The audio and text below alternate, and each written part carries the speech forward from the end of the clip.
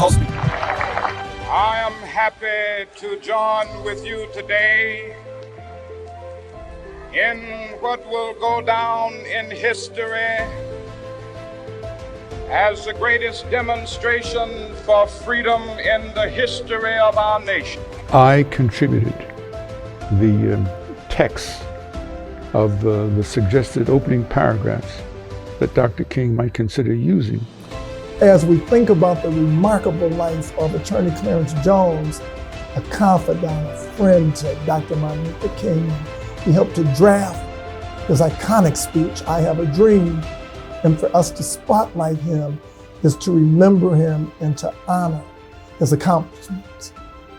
Also, as a National Association of Black Journalists Award winning program, we owe so much to the memory of pioneer journalist Tony Brown, who was a precursor to the work of such greats as Oprah Winfrey and Montel and what they've done on talk show television. I've spent 20 years documenting the issues, events, and personalities that shape the African American community and the nation.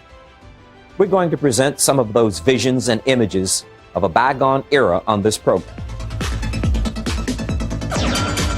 I'm from a school of empowering yourselves, and I'm from a school named, I don't know what white people owe us, but I know one thing, they're not going to pay us. It's an honor to talk to you, Mr. Tony Brown, a living legend, and we're so proud of you. I've often told people before there was Oprah, before there was Montel, there was Tony Brown. I'm Tony Brown. Can a slave make $40 million, or can $40 million a year make a slave? Or is the term, quote, $40 million slave, end quote, an oxymoron? Then what about putting it another way? Author William C. Rhoden also explains this phenomenon as, quote, the rise, fall, and redemption of the black athlete. Tony Brown, so you certainly are a pioneer in a certain genre as well that I don't think they always acknowledge you, because there wouldn't be an Oprah if there was not a Tony Brown, and you know exactly what I'm talking about. Oh, I know very well what you're talking about. Now, that's the way the game is played. That's why black history is so important. So nobody can take from you what you created. And if you don't have history, you can't prove you did it. You got it. And you know what? Someone told me Montel was the first African American that did that sort of format in the Oprah tradition. I said that is simply not true. It is Tony Brown. Do your research. Well, next time somebody tells you that, you tell them this. You can paint wings on a pig, but if you throw him off of a building, he still can't fly. Words of wisdom. Yeah. Now, congratulations on winning this award and being honored by your peers, because you opened up so many doors. Insights, how are you feeling at this moment being honored by your peers, by people that wouldn't be here today if it wasn't for you? Well, I feel wonderful. And nothing is owed to me. I did what I should have done, and my reward will come from the source of all rewards. I never did anything to get rewarded. I did what I felt was necessary. And so did the other people who are recipients. These are the rewards that mean something. The other rewards don't mean anything. The rewards to keep your people, help them survive, help them thrive, and help young people. And it really doesn't matter about the so-called race business. We've got to free ourselves of being concerned about phony classifications. I said something today in my remarks. I said, I have never, ever met a human being who was not black. Now, find me one, just one. Everybody in this world is a descendant of Al-Kibu land. And that was the original name of the continent that was later renamed Africa. Yes, and if I might add, if Adam and Eve if they were casting in a film, then Adam and Eve would have to be played by someone that looked like people that we know that came from the continent of Africa. Well, the problem with that is that's religion, and that's not empirical evidence. So to make a point, your evidence has to be empirical evidence, and it's irrefutable, factual, that the first humans on earth were black people. Now, you see, if you don't get that part straight, the rest of it won't come out right. We don't have to try to twist the truth. We just have to try to discover it and then deliver it. And that's what we failed to do. We failed to preserve everything but our legacy. And our legacy is the only truth the earth will ever know. All the rest is what I believe as a religion, what I believe is my church or my synagogue or my whatever. These are tribes. They are not races of people. So true. Now, you talked about, and I know you're a proud black man, but I do remember that you were one of the very first that understood the importance of what Billie Holiday is noted for in her song, God Blesses the Child That's Got His Own. Amen. And you talked about economic empowerment, and a lot of people didn't really understand that. You talked about green power. Yeah. Speak to Detroit right now. And I know we don't have a lot of time, but we're going through some transitions in Detroit as it relates to ownership. Is there a message that you can give the Detroiters that are going to be watching you at this moment of transition in what is being called the new Detroit, which means that Detroit is going through a transition where black people still don't own anything? Well, I don't know if you and I are going to agree on the conclusion. I agree that black people in Detroit own very little, because black people in Detroit have not focused on owning anything. They have adopted a pattern of dependency, not unlike black people all over America.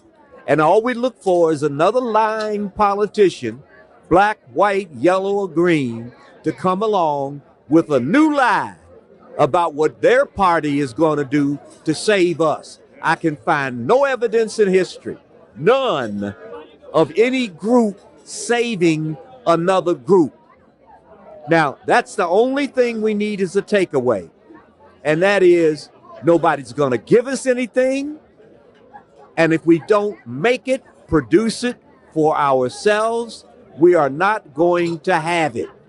Blacks don't want to learn this lesson. They want some magic to come from the next leader. So I can't blame white people for exploiting us. We put ourselves in a position to be exploited. I came out of Detroit. I used what was in Detroit. I didn't have the resources that black people today have in Detroit.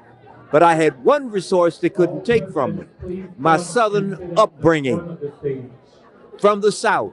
And I learned early on, as my mama taught me as a Christian, I should love everybody. I got that straight, and I do love everybody, but I don't depend on anybody else. Now that's the distinction that blacks have not gotten straight.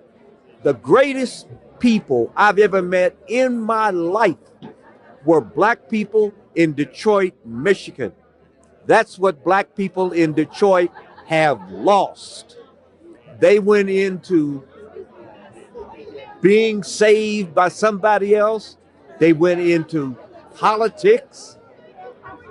They went into everything but something that was going to benefit them. And until they do that, they cannot be elevated. It would be against the laws of nature. And you can't fool nature.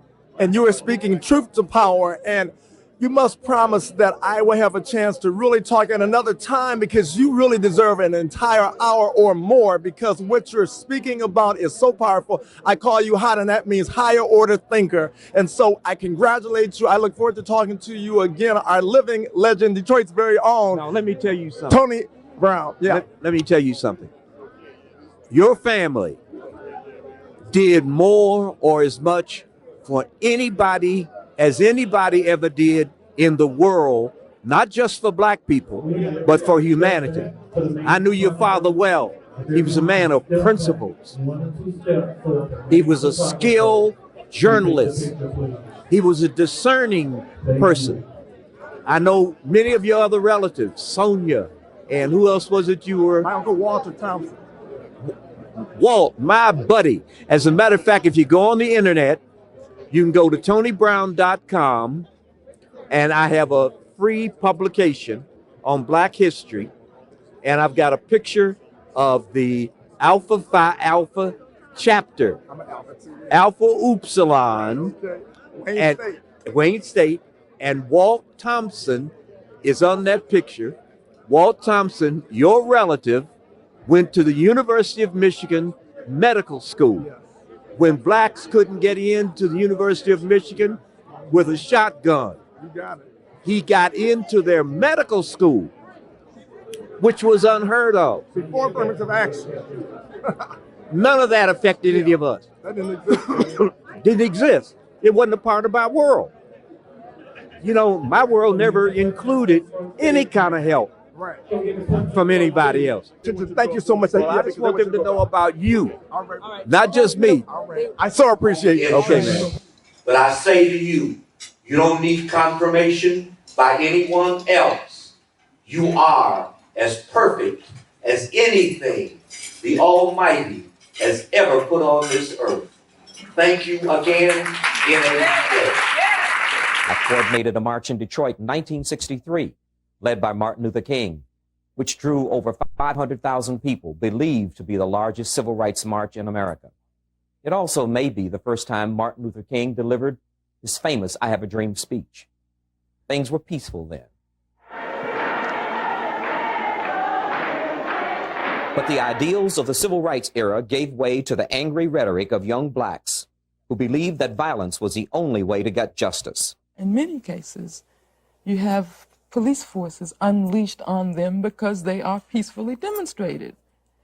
And my position is that we do not stand there and allow ourselves to be shot down and beaten. We have the right, we have the human right to defend ourselves and to defend our principles and defend what we want to do. And so I would say that in the event of violence in a revolution, you always have to see that in the context of defending gains of the people. We have a right to defend those gains.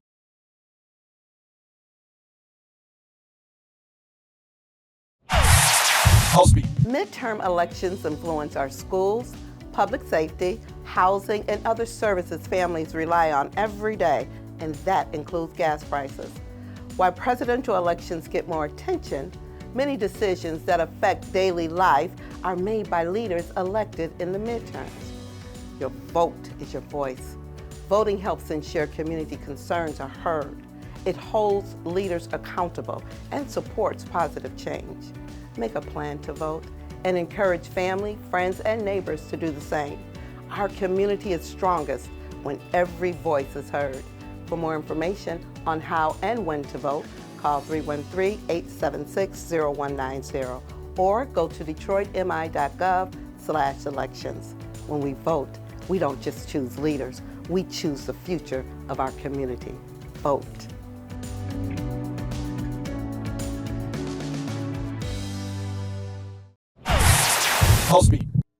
In African ideology, to mention the name of an ancestor is for a special blessing to be bestowed. As we are now spotlighting two great men who are among the ancestors, Attorney Clarence Jones and Tony Brown, we are to know the importance of what this pioneer journalist, Tony Brown, symbolizes as relates to what we do as we chronicle the lives of so many fascinating people. And when we think of Attorney Clarence Jones and his remarkable life and the relationship and friendship that he had with Dr. Martin Luther King Jr., and he helped to draft his iconic speech, I Have a Dream. We are so very fortunate to have this platform, so you will also know that these unsung heroes should always be remembered among the greats. What I simply wrote down was a summary of what he and I and Stanley Levison, Baird Rustin, and other people had talked about. I had just simply summarized those ideas and put them in a form in which he might consider using them in his opening remarks. One day right now in Alabama, little black boys and black girls will be able to join hands with little white boys and white girls as sisters and brothers. I have a dream today. I know that among all of the ancestors who are smiling from heaven above, your brother, Dr. Martin Luther King Jr., is smiling from heaven above right now. Yeah, I know that he is. He's smiling, and I'm smiling back at him, the greatest man in the 20th century. So even though we face the difficulties of today and tomorrow, I still have a dream. It is a dream deeply rooted in the American dream. What was your initial meeting of Attorney Jones and you think would be among his greatest accomplishments? How we met was around Clarence, you and I. When we did the Voices of the Dream concert in honor of the 50th anniversary of the I Have a Dream speech, when University of Michigan was honoring Clarence. Martin Luther King Jr. may have done more to achieve political, racial, and social justice in America than any other person or event in the previous 400 years of this country. And he was the professor from Stanford that represented Dr. King's intellectual papers, chosen by Claiborne Carson. And Claiborne Carson was given the intellectual papers by Coretta Scott King to build a whole Martin Luther King building and educational seminar and institution around Dr. King. And he chose Clarence because he was not only his speechwriter, but he was his personal advisor and legal advisor, and wrote many of his speeches, including drafting the first 7 paragraphs of the I Have a Dream speech.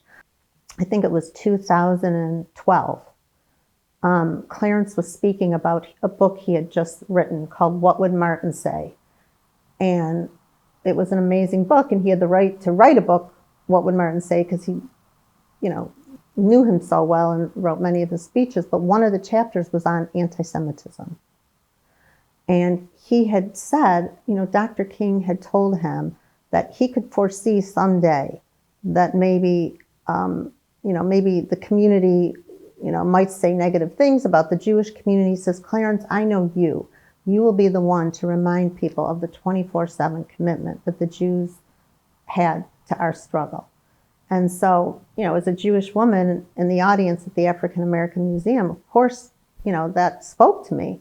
And right after he was done with his lecture, I introduced myself. I am so honored to be sitting here with Dr. Clarence B. Jones and Dr. Anderson. This is just unbelievable. It's a historical moment.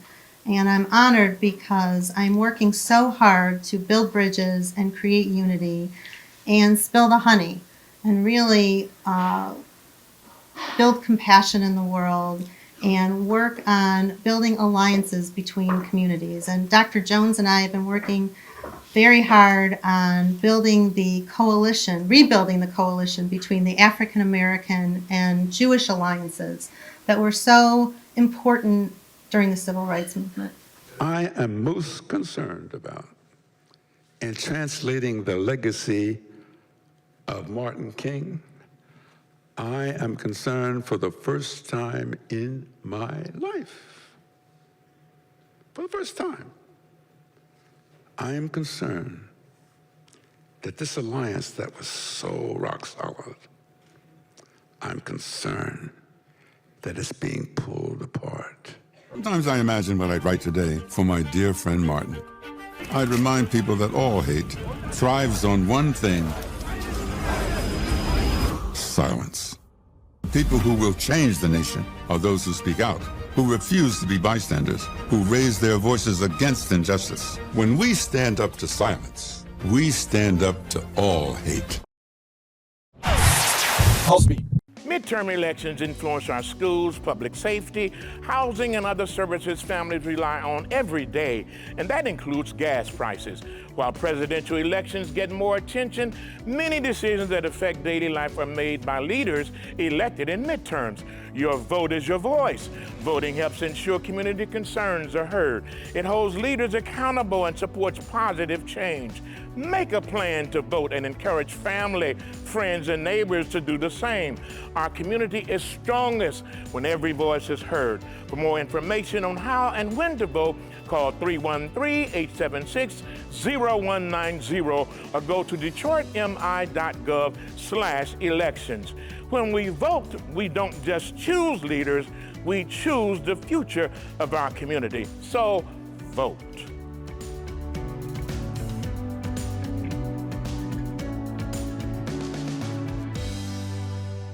If you like what we're doing, please tell a friend. Or if you want to see what we've done again, go to pulsebeatglobal.com. That's PULSEBEATGLOBAL.com. Or the YouTube channel, PulseBeat TV. PulseBeat. There's an African proverb that says if the lions don't tell their stories, the hunters will get all the credit. I'm telling you the story now because you're young lions and lionesses. Rabbi Yaakov Prince spoke immediately before Dr. King. The most shameful and the most tragic problem is silence. The civil rights challenges of our time, the human rights challenges of our day, they hang on me, they hang on you, they hang on who? They hang on us. Because the single most powerful word in our democracy is the word we. That word is owned by no one. It belongs to everyone. We all need to get together to find out the bigger picture. Those who have been stepped upon have to lead the way. There are too many people living in fear. If Rabbi Hersher and Martin Luther King Jr. were here today, I think they would be saying, we need to pull together to redeem the soul of America. The generation yet unborn. I guess humbly, I would have to say that his work with Spill the Honey, I think in many ways in the film, Shared Legacies, maybe helped. You know, I just think our two communities have something that we did together in America that's very important. I feel proud of the fact that we have a film on it now, we have a curriculum, and that Clarence was integral to making this happen. Spill the Honey symbolizes the coming together of the Black and Jewish community in an alliance to achieve their joint objectives and to celebrate their joint legacies. Together we must follow Dr. King's path of nonviolence. We cannot achieve just ends by violence, especially when innocent civilians are killed as a result. We're going to experience the Spill the Honey anthem. We gotta form a honeycomb, pollinate. Molly Wilson scored our film. She's a Black Jewish woman she's originally from Chicago, lives in Atlanta, and she helped produce a lot of the hip hop artists. And what's amazing is she's just about to release the song that I was part of the writing with her and Craig Snyder, who happens to be Jewish, and it's called Spill the Honey, and it's about to be released now. And if anybody, she is the queen bee, and if anybody can bring that honey out of people, it's Molly Wilson. Fannie Lou Hamer said nobody's free until we all align. Sherry Frank, who is a wonderful person, she was dear friends with the King family. I met her at the King Center, and she says, you're Jewish and you're Black? This is amazing. Next thing I know, I get a call. I was working on Drake and Future's Time to Be Alive, which went gold in a week. So I was giving them this great safe place to record, and I get a call from Dr. Sherry Rogers saying, Molly, Sherry Frank told me that you're Jewish and you're Black and you're Grammy nominated as a producer. Would you score the Shared Legacies film, where Clarence Jones and I come together to show the world when we come together and spill the honey, you know, we don't have to worry about the money. No, it was, you know, just pointing to her. She's just such a sweet person. And the foundation, Spill the Honey, it does so much in education to educate people. I didn't know that we had this rich history during the civil rights movement and on Congress, that we all came together. And so that's how we met. I got with Craig J. Snyder, my creative partner from years back in Chicago. We flew in and I said, okay, let's ask God to pour down the song. And I never do this. Right before I got in the studio, I opened my cell phone and I see Ralph Yarl, 16-year-old boy, shot off of a racist man's porch. And it crushed me. It crushed me because I have a bonus son, Bryce. I have several friends with young Black sons that it just gives you PTSD and fear. And so when I heard the track, this is how God moved. And I'll send you the video. The entire melody of the song, not one change, came out, and No More Silence came out at the same time. It was like God just poured the song right out.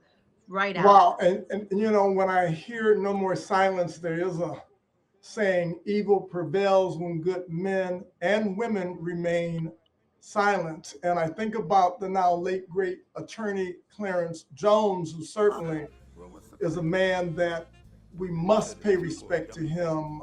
Your thoughts, having known Attorney Jones, and why he must be remembered? Well, I'll tell you something. Knowing the man that was the attorney and helped create the speech for Martin Luther King as an elder, as a friend, and a friend to Sherry, the knowledge that he poured into Eric and I, we did a couple tour things in Detroit, where we raised some money together, and in California with Sherry and the Spill the Honey movement. He was such a wonderful person. And he said, you two together, you girls together need to spread this movement. He was a wonderful human being. And I'm grateful that, you know, I got to meet him, be a part of this movement with him. And it's just so surreal. And I know he was upwards in his 90s, but you just are never prepared for someone that you love to leave like that, you know? Indeed so. And when I think of the song written, in part, of course, with your husband, Eric D. Wilson, and Craig Snyder, and Dr. Sherry Rogers, it becomes a masterpiece. She poured so much knowledge into me. I'd heard of Fannie Lou Hamer. I've heard some things. So we're writing this song, and she goes, you got to fit Fannie Lou Hamer. And there was a part of the melody that was da da da da da da da da da da da da. And that was where it just fit right in. Fannie Lou Hamer said, nobody's free until we all come together and spill the honey. And of course, at the end of the song, Spill the Honey is the ride out, because that's what we're doing here. Spill the honey.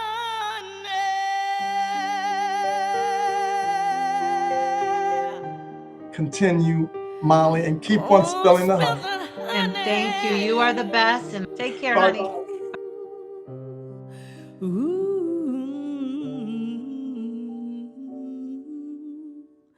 Spill the honey.